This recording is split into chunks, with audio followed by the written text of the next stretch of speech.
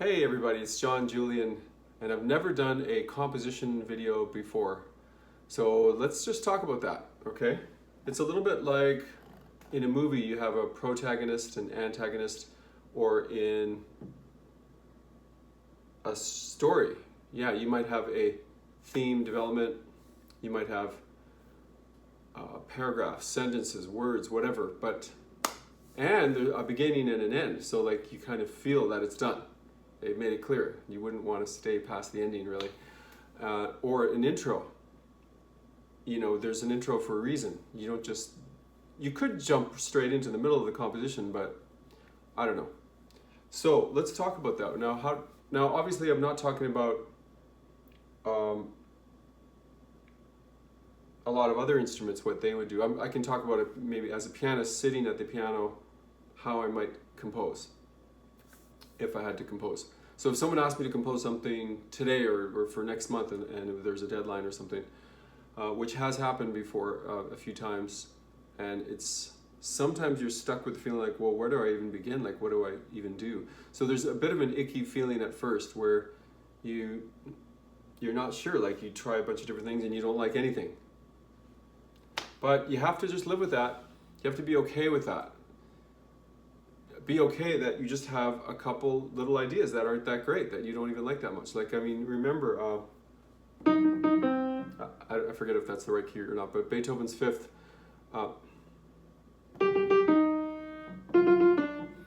that's just a simple little melody, few notes, right? But it's the development. And I think I said this on some other video, but I asked a prominent local musician here who's, you know, one of the most visible people in town. They get lots of concerts and grants and gigs and things like that. They work with a lot of different composers. That's how they're different. They work with tons of high-level, I would say, classical composers. And I said to her, what do you think is the most important thing in composition, or what makes you want to come back to a piece again? And she said, it's kind of like the Beethoven's Fifth thing, where you have just a small amount of material, thematic material, and then a lot of development of it. That's better than if you have too many stuff. And I've had some compositions in my past, a long time ago. Hopefully I don't do that anymore as much, but where just a lot of ideas. Because I thought that was a good thing. I thought, I got so many ideas. But that's not a bad thing. I mean, you can write them down and keep them on a notepad. But I honestly think for more and more, I'm thinking for composition, just, less material, but more development. Okay, so probably you want to have some theme. Okay. Yeah, it could be anything. So that could be your first part. That could go anywhere, right? That's just the first part. So 3, 4. Oh, by the way, you might want to decide first, okay, do you want something rhythmic? Do you want something out of time completely? So you probably have to make that decision first. Sometimes I just want something not rhythmic, just a little dreamy. Sometimes I want something rhythmic and I'll even have a tempo in mind. And that can be a good help, because then you can go from there. So I was thinking just now, ba, ba, ba. And then that's maybe a question and then an answer. So answer I don't have yet, so.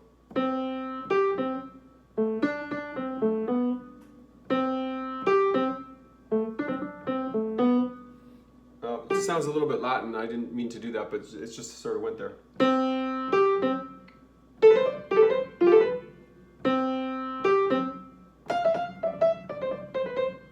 And I happened to be in C. I was simplifying things for this purpose of this video. I was just thinking something in C major.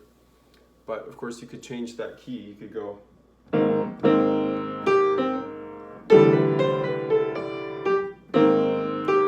So I did the same exact notes as before, but I put an A flat major in the bass. Now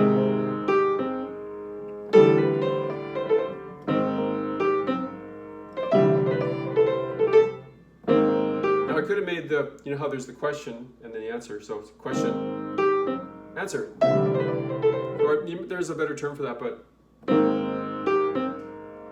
I could have stayed in the same key.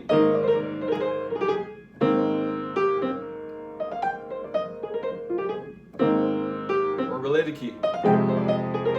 That was F minor, which is related to A flat. But for some reason I thought maybe a contrast is nice.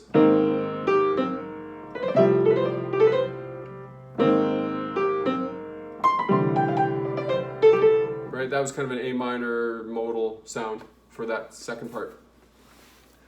Okay, now is an important time because I'm in danger of getting too much material. If I have a third section, okay, that's okay, but just now we got to be careful. It'd be better to develop what we have already.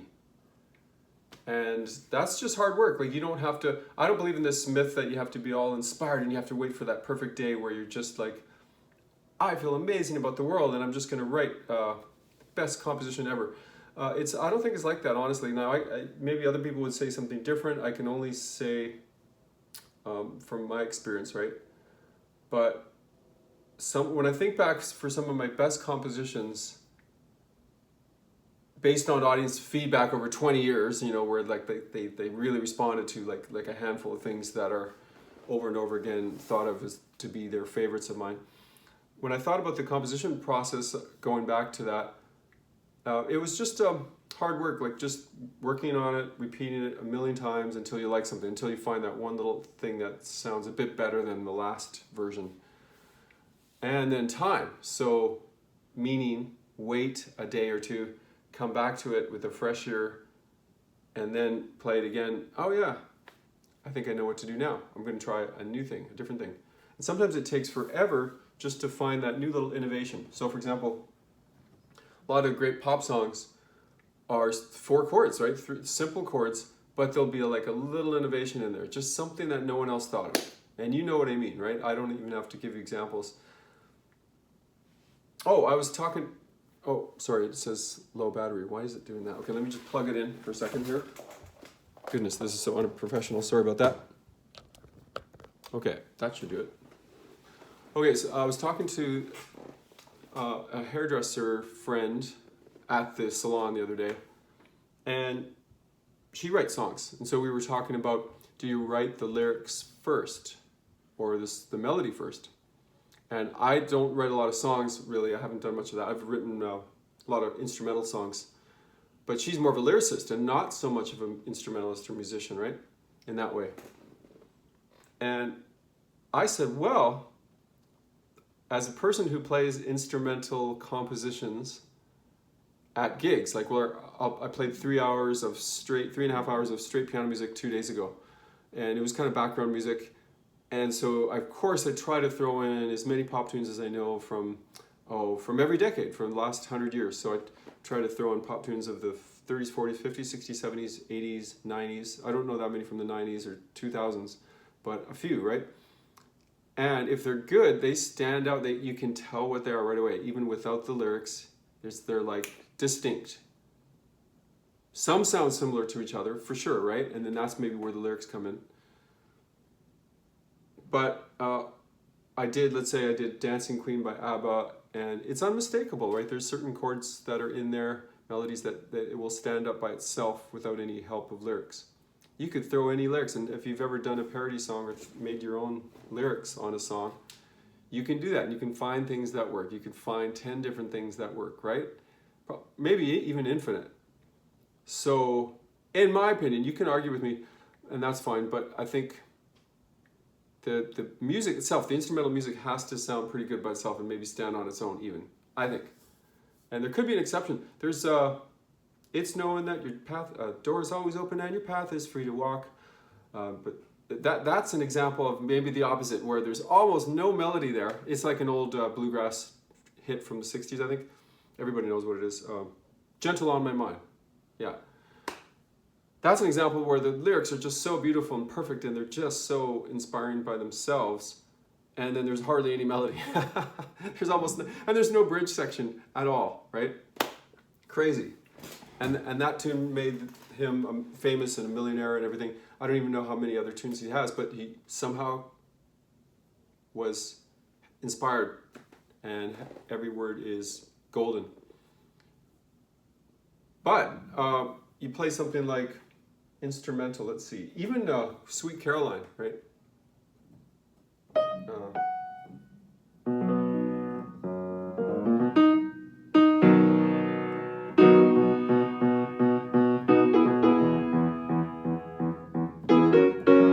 Almost sounds like it could be any pop tune. Ah, wait a minute. But that last couple repeats made it a little bit different, right? It kind of stand up. Now that has been done before, right? Maybe, but if you keep going, there's a few more things that make it different than any other tune. And I'm not even doing the lyrics yet. But let's go back to the A section now.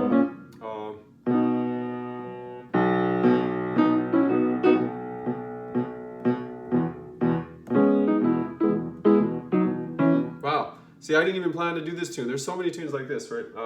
Check it out.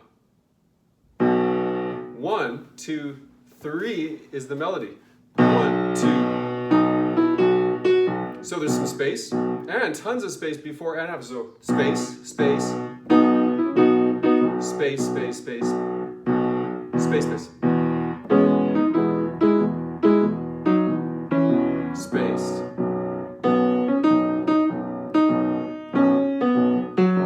Tons of space. See, because now we're waiting. We want it maybe again, or we want a bridge section, but we don't mind hearing it twice. This is Sweet Caroline, by the way. Neil Diamond. Okay, and then I already played the bridge for you, or whatever, so let's see. I'm trying to think of just a random song. Well, even tomorrow, let's see.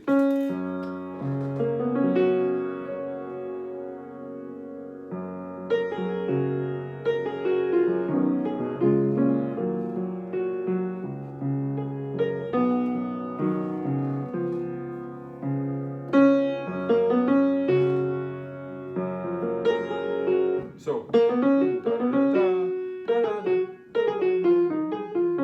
that's a neat thing. Repeat, repeat with an extension.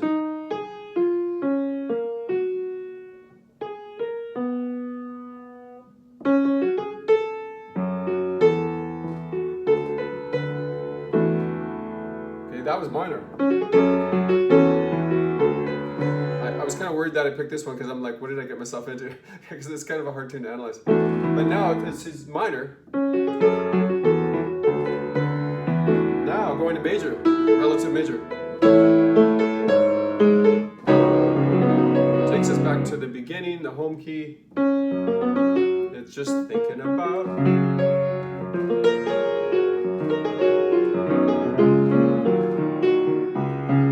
Wow, surprise ending. A little more drama, see? So the second time this happens, it goes up. And now we're anticipating, waiting for something different.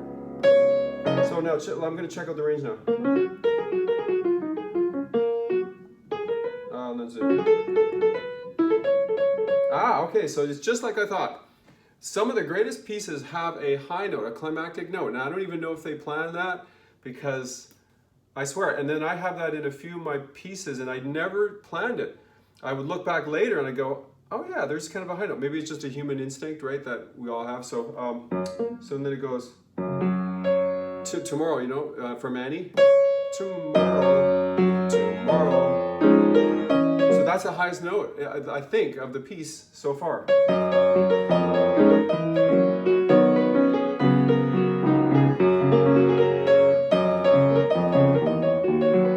So that's an example. So you might want your highest note, I don't know why that is, at the peak or the climax or something.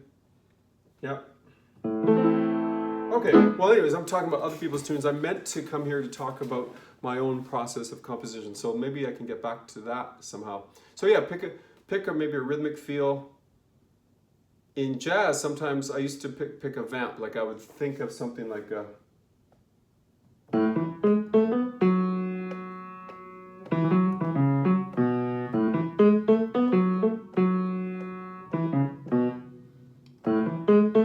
gives you, I don't know, gives some kind of excuse for something to be established, and then you put a melody on top of that.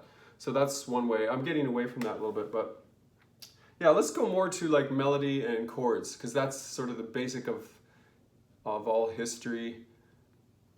Some melody, some kind of melody, right? And then chords. Just to keep it simple, right? I mean, obviously we could break the chord.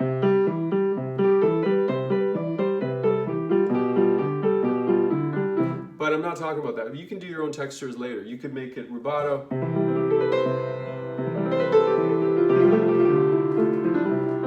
I'm not getting into that. Let's just talk about, yeah, maybe melody and chord. Okay, so what I hear in pop music sometimes, I hear too often, I think, is people will play chords, like maybe a 1 chord, a 4 chord, 5 chord.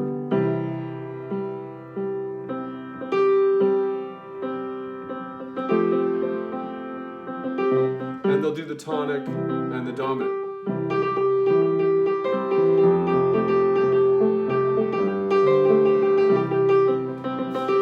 And I had a friend, Mike Rudd, who actually made a joke out of that. He just improvised it, but I gave him a philosophy book or something because we were in college, and he just read from it, and he did that. He was kind of making fun of when, and I don't mean to be negative or anything. I'm just saying this is a pitfall you should try to avoid. So it's easy to just find the note that kind of works, you know, the note that's you can camp out on and it sounds good and everything, and then you can fill it up with a whole bunch of words and lyrics, and that's fine. I like some songs like that too, but I think it's more interesting to find, like when you think of Lennon and McCartney, they don't do that, hardly ever. There might be a few moments like that, but there's just more imagination there. And those are simple tunes, so I would say, yeah, study the masters. Like, of course, there's lots of great stuff in jazz and the hits of the Broadway era in the 30s and 40s. But pop music, let's say the Beatles, Elton John, ABBA, Queen, and you just study their best songs, and that is your composition lesson, I think, right? And when you know them, once you really know them and analyze them, and you play them in a different key, if you can do that, wow. If you can take some well-known song that isn't so easy, like maybe that has 6 chords in it, and take it through a couple different keys, that will really educate you, because then you'll be like, oh, the relationship, wow, it's like this is related to this, and this is related to that. Classical, well, that's a whole other thing, I guess. I mean, I've spent a lot of time analyzing, just, you know, listening to different classical pieces, but they're usually longer, they're bigger, so maybe that's for another lesson today. I'm just talking about getting started with composition. So, let me take a different direction now. Let's say you've picked a key. Maybe it's just it could be any key, because you can always change the key later if you're singing right for your voice. But for now, who cares? Your voice doesn't have to be in the perfect key for this. And this could apply to instrumental too, right? I would say, yeah, pick a chord maybe, like a key, minor, major chord. And then what are you going to do for melody? Well, the most obvious would be some kind of note that fits it, a safe note, like, right? You could just do a whole bunch of words or repeats on that note, or play the chord tones. But then if you did that, it sounds too classical, right? Too much. It's not the best, right? So it's probably going to be some combination of finding a chord tone and then a non-chord tone, like passing tones maybe, like.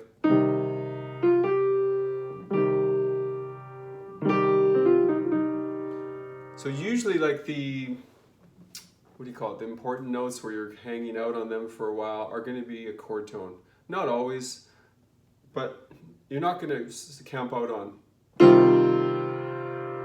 You could, but usually that resolves in pop music, or, right, that's the 9th, the D going to C.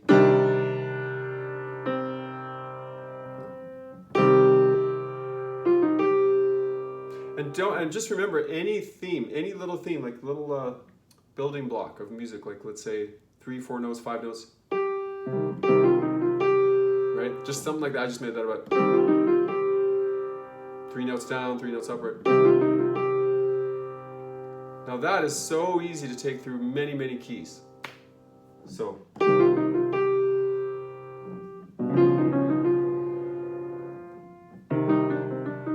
That's the same key, but in a different place in that key.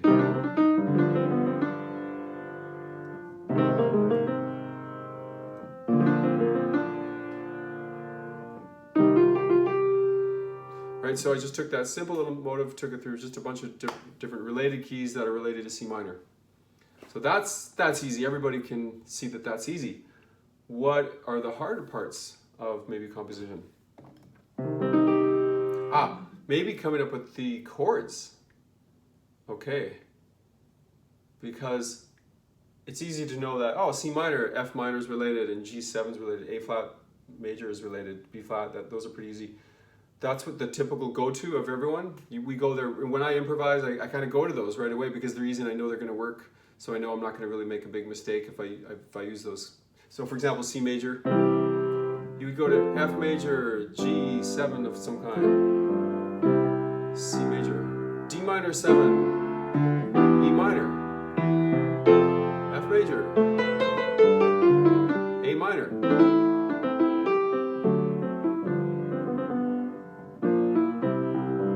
If you want to get a little bit modal, then B flat,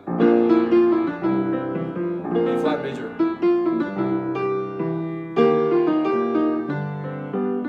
So I went to E flat, just again, not really related, but has a couple notes. So that's the thing, no matter what key you're in, you can depart fairly far away and go to kind of an unrelated key, as long as there's something in common that binds the two together, like a rhythmic component. So make the rhythm or the shape of the melody exactly the same. Then you can go to a foreign key. You can go to some weird key that doesn't belong at all. So for example,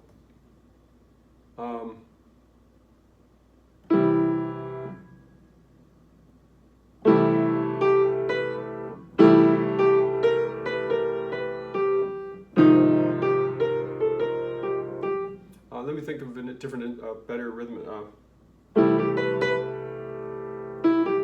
Yeah, okay.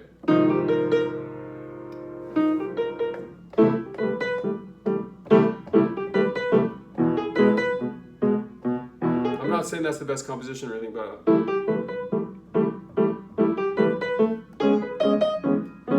that was a really foreign key, right? E major.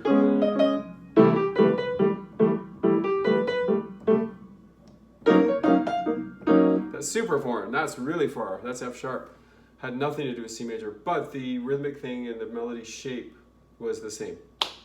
Okay, the other thing, the opposite of that is what? Is having a completely different shape and melody, but in the same key. So I'm going to stay in C minor only. I'll try to do that same melody again.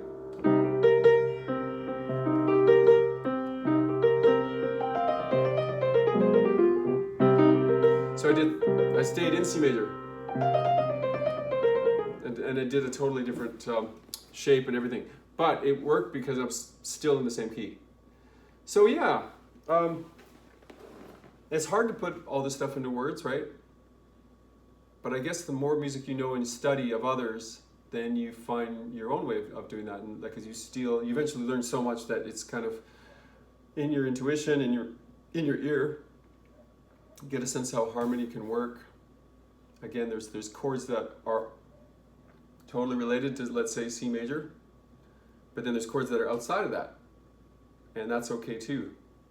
Just depends how far out you're going, because I'm not sure if you're writing something more popular or more advanced and modern sounding. But keep in mind that, yeah, development can be endless. For example, I'm not going to play a chord, for example. I'll just take that out of it for now, just to make it simpler. I'll just play some kind of melody. So I'll start with one note. 2, 3, 4. 2, 3. I added 2 notes, right?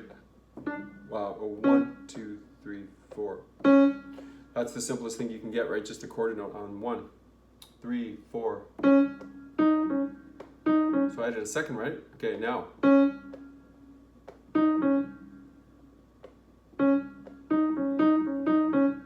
sped it up in a way. Not sped it up, but just added more notes per beat. Okay, 2, 3, 4.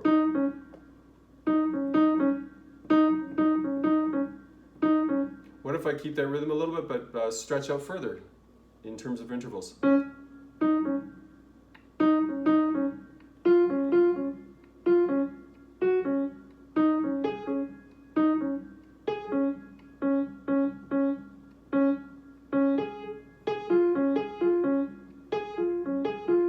Now, I could stay in that range.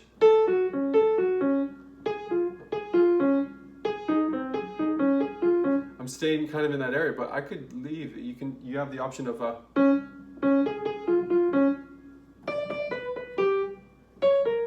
see, I left that area, so that's also an option.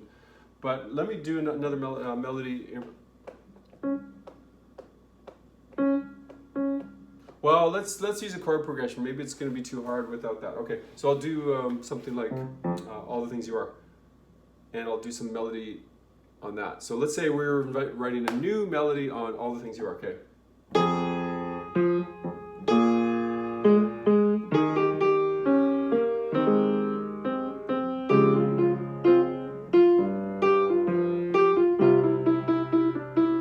That's kind of my main melody.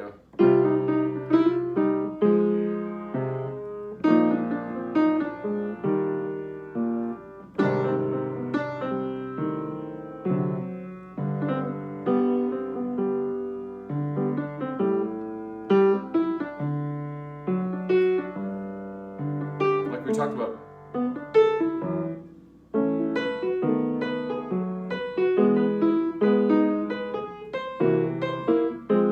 So I took that melody, made the intervals bigger, and then increased the amount of notes per beat.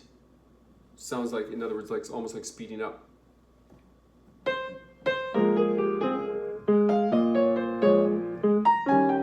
Now this could apply to your own composition. So let's say, I know it's All the Things You Are, and so that's kind of distracting, but 1, 2, 3, 4.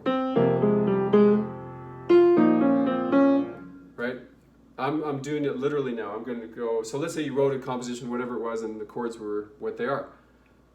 I don't know what that is, so we're just using All the Things You Are for now. I just came up with that, just a few notes that are next to one another. So like a scale almost. And now I'm going to carbon copy that and paste to the next chord.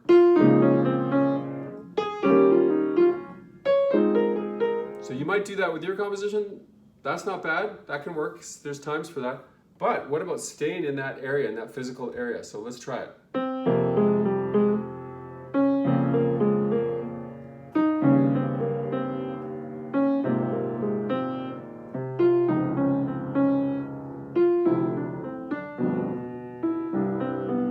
So I stayed more physically around here, but I had to adjust differently. I had to change some notes here and there. But that's a neat thing. You might want to consider that for your own composition. So let's say you've got all these chords. Instead of thinking you have to repeat that motive or theme to literally like jump to the other chord, what about staying where you are, but just adjusting a few notes to fit your new chord? Yeah, so, and remember, I guess I can't emphasize enough. No matter what you have, could be the simplest motive in the world, theme, that might be enough for the whole composition. You can develop almost anything from that. Just using textures, arrangements, vamps, tell the drummer what to do, tell the bass player what to do, just have a whole other arrangement. 10 different people would make 10 different arrangements of that little simple song of yours. So try to be the arranger. So don't worry about having the genius perfect composition that's, right? It could just be kind of simple, but then work on arranging it. And you know what I mean by arranging. It's like, I'll do it with Happy Birthday or something, because then that's something everyone knows. Okay, so let's say you wrote that yourself. It's like, wow, I just came up with this composition.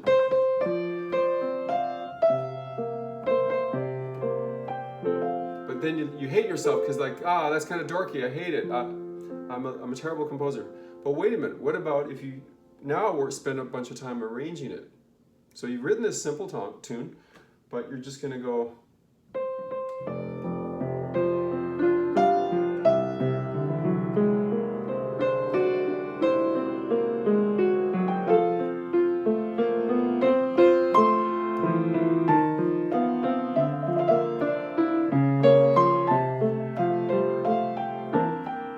I don't know, it's limiting. Well, obviously that's a hard tune to make a lot better than it is, but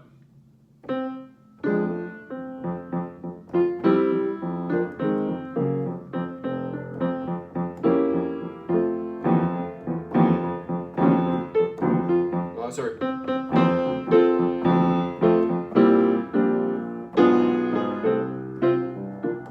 Or you can change the rhythm.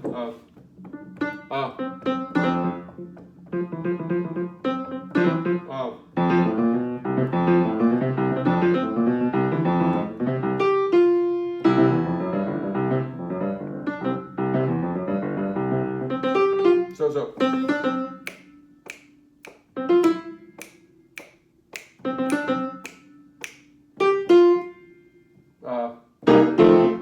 Right, so I made the melody really short and minimal, and then kept it a busy vamp, made up of kind of a boogie woogie busy vamp the whole time. So yeah, just keep those things in mind. I'll do a sequel to this at some point, but I just wanted to share some initial thoughts, because and I guess one thing I never shared is like my own process. So I think I would pick a key, fool around in it for a while, see if there's something that kind of stands out, like maybe a melody that doesn't sound like a million other melodies. Not that you have to come up with something so weird that no one else has thought of it, like, hey, no one else thought of that, that means I'm original and it's great. No, there's nothing wrong with using something that's pretty well known, because you're going to develop it in your own way, or hopefully develop it great, right, in an original way. So just something that you like.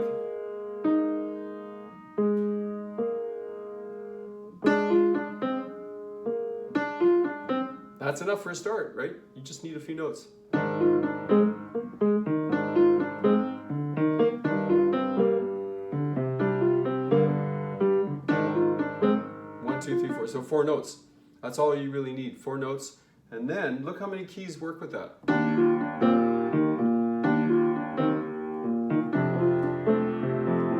I'm just trying different keys, right? Random keys. Let's see.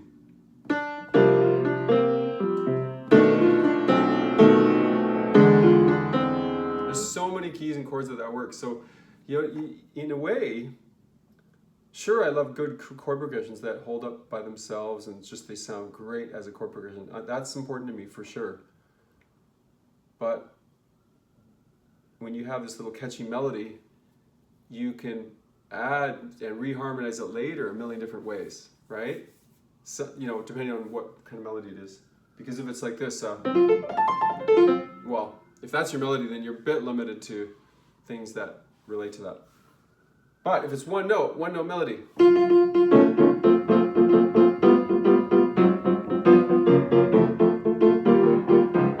Well, then if it's just one note, then there's a million chords that go with it, right? But yeah, there's things like in the classic composition textbooks, there are things that bring about tension, because sometimes you want that. You want tension development. So tension might be more notes per minute. So busier texture, more notes. So the same theme, but sped up a little bit and doubled up in time. Clashing harmony, that creates tension. You want some tension to release, right? I think if you've been playing your whole song in whole A section in C, like,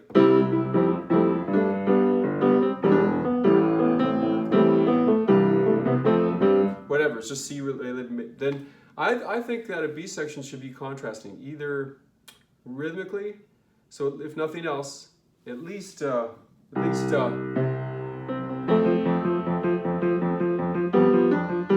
something, a change in rhythm, or just go to quite a different key. So,